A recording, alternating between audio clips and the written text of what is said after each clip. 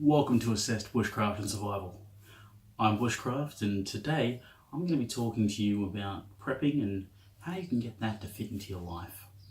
Something that I guess me and survival have both dealt with is growing up with a strong mindset of wanting to be prepared for the unknown in certain circumstances, and getting that to fit with what it is we're doing at the time. So, obviously, myself and survival, we work, we've gone through education, and all of those different things can have a certain toll on what it is that you're doing when it comes to prepping.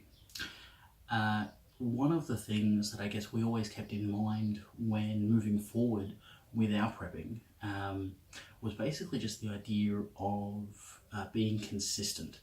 And that's something that, doesn't always happen.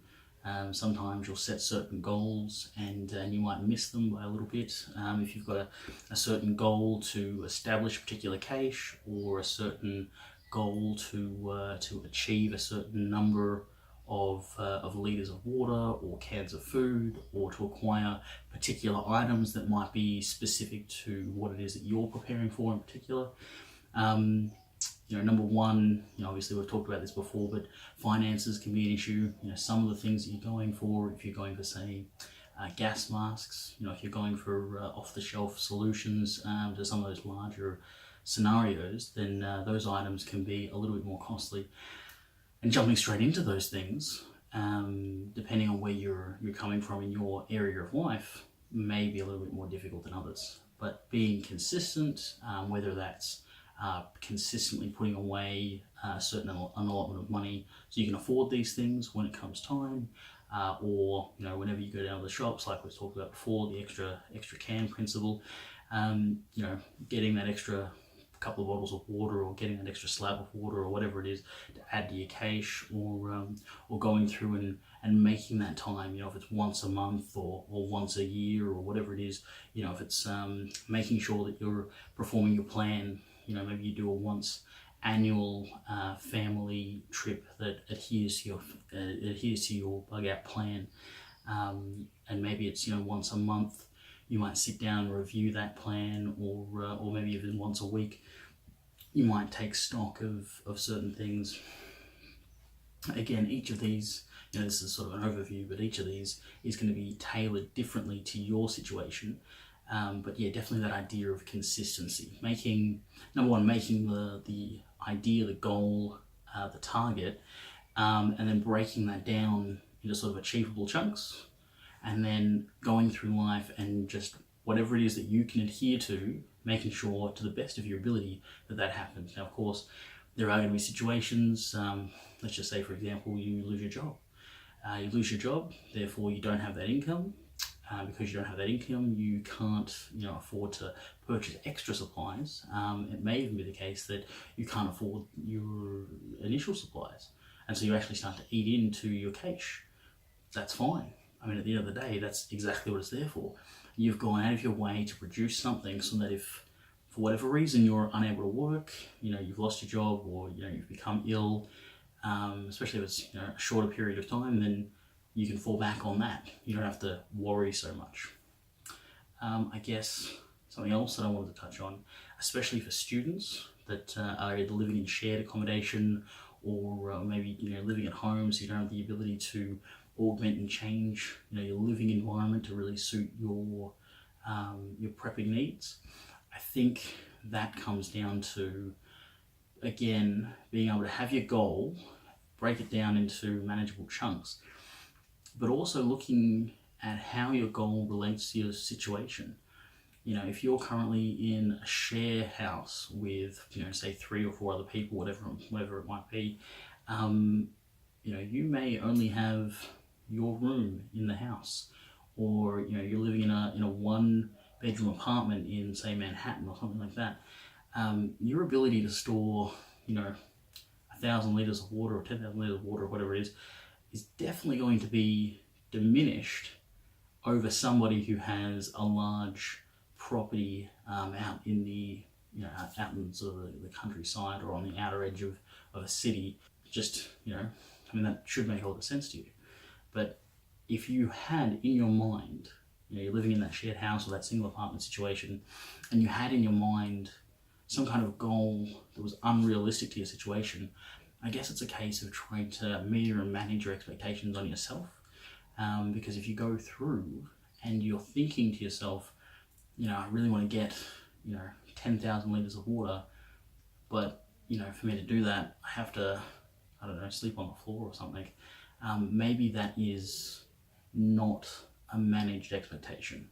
And perhaps being able to change your plan, maybe that's something that's required in that situation. If you look at it and go, okay, well, what I really need to be able to do is that if I get stuck in my house or my room or whatever it is for say 7 days or 3 days, if I was going to bug in, that's what I need to be able to look at, looking at certain factors. What is it that you're looking at, whether it's floods or earthquakes or nuclear catastrophe, whatever your situation might be. Maybe it's just extra preparedness. If you're looking at a bug-in plan in that situation, maybe that's not really your situation that you need to be planning for. Maybe you're looking at a short-term bug-in, and then you've got to look at what your strategy is for bugging out, in which case maybe instead of having 10,000 litres of water, you've only got to have, say, 100 litres of water, or 35 litres of water, whatever it might be, to last you a day or 24 hours, 72 hours, 1 week, whatever it might be. And so for people that are living in those cramped and sort of smaller situations, especially students, because I know that there are a lot of students out there that are interested in this, because they can sort of, in their mind, they can see things on the horizon that, if somebody flips the wrong coin, could go in such a way that they'd like to activate one of these plans. Really metering your expectations and sorting that out, I think would be, a good strategy. So yeah, in terms of prepping into your life, I guess those would be my tips. Your tips would be making sure that you've got your goal and that you've broken that down into manageable chunks, and that you're being consistent, and don't beat yourself up too much if you miss it. I mean, obviously try not to, but things will happen, and if you eat into your cage because something's happened, you've had to go backwards, that's okay too. Whatever it is, that's important that you're not too hard on yourself when it comes to that.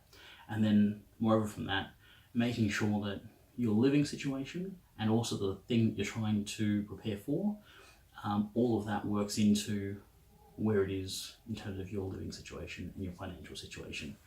And I think if you do that, prepping and working that into your everyday life in general will be a lot more satisfactory in terms of the result that you'll achieve. As a side note as well, get into certain habits that will aid you in what it is that you're trying to achieve. They don't need to be drastic. Like I said, while I was talking a moment ago, you want to say, for example, plan an annual trip that specifically maps out and looks at your plan as a whole. Maybe you want to review your documents and review your plan every month to see if there's things that you could be doing differently. See if you are looking, say, for example, at stock levels, how far away from the stock levels that you set for yourself that month, right? That is a habit, right? Getting into those personal meetings or meetings with your groups, that's a habit, right? But also things like making sure you're taking your bug out bag places, making sure you've got your EDC stuff on you, right? Because they don't call it an EDC or an everyday carry item for nothing, because you should be carrying it every day. Phone, wallet, keys, but those are the sorts of things that you need to be mindful of. And then moreover from that, making sure that not only do you have them when you leave the house, but do you have them when you come back? Do you have them when you get back into your car? Again, that's sort of habitual, and working that into your situation. I guess those are my thoughts on that particular idea. And look, this has been Assess Bushcraft and Survival. I'm Bushcraft, and stay safe in the bush.